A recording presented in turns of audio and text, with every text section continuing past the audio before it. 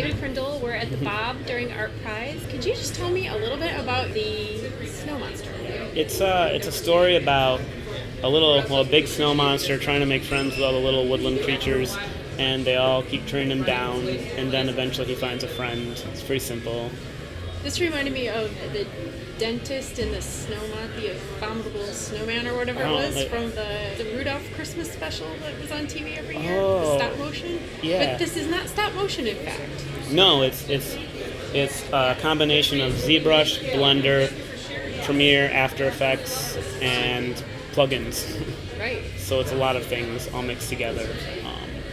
And stylistically, I borrowed a little bit from those old stop motion shorts. So I guess in a way, that makes sense. So can you talk a little bit about your process of creating the video?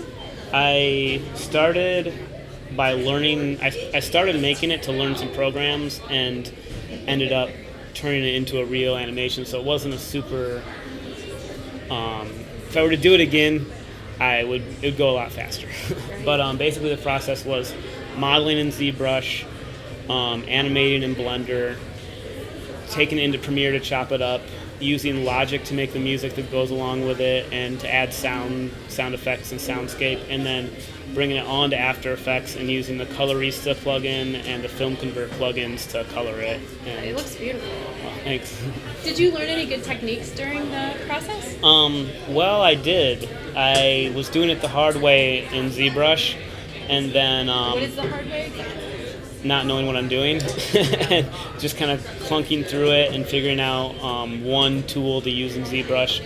And then I have a friend who works for Marvel and does a lot of modeling for Marvel, and he showed me a different process that took my time for modeling down about 90%. So that's just building up more of a clay look and sculpting like clay and then smoothing it back out, which I was pulling vertices and doing all these slow ways of modeling that I learned back in Lightwave along the project. So you've done pretty well at Art Prize here. You're in the top 25 for, what do they call the category? Time-based. Time-based, okay. So how's the Art Prize been? It's been pretty hectic. I've been basically running from...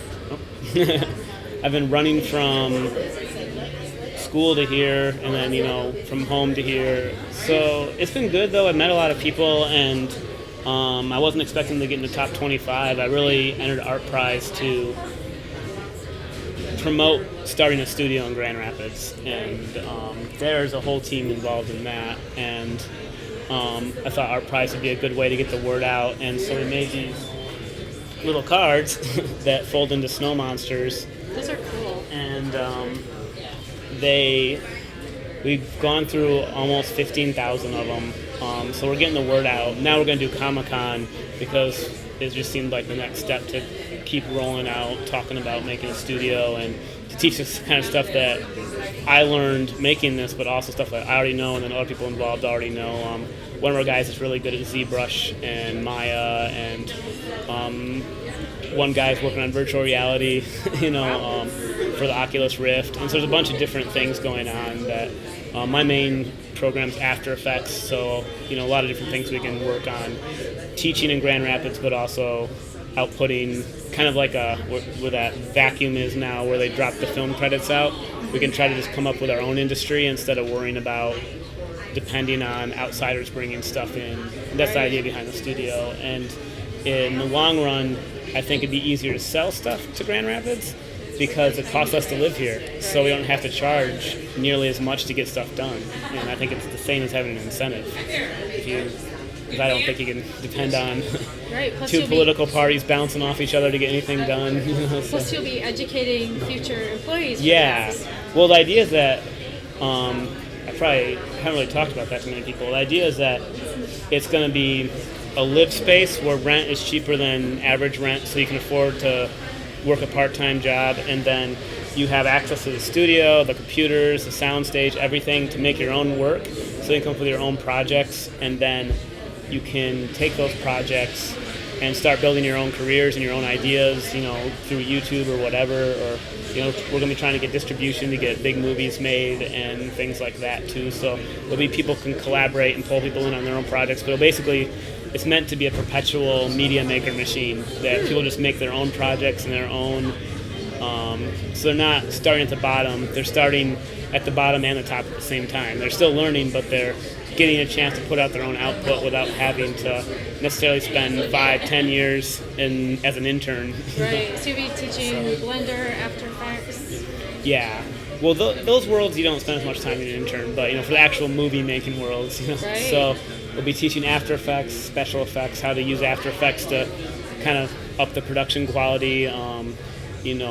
Keep things skeleton crews so that you can do more with less, and that's what we're going to try and teach, so people can start getting their own stuff out and not feel like they have to depend on somebody else or find that lucky break to get something done. So you have a fundraising campaign going on right now? Oh yeah, we're doing an Indiegogo. I don't have it memorized, but we'll figure it out. We'll put it on the screen. Okay. It's we've started an Indiegogo, which I haven't really pushed much, but we're trying to raise the initial money to get the ball rolling, at least to get the equipment if we have to rent a place at first, but eventually want to build a building, and we were quoted at $1.2 million to build what we need, so it's going to take a little while. All right, well, thank you so much for talking with us today, and best of luck with your Indiegogo project and your endeavors. Thanks.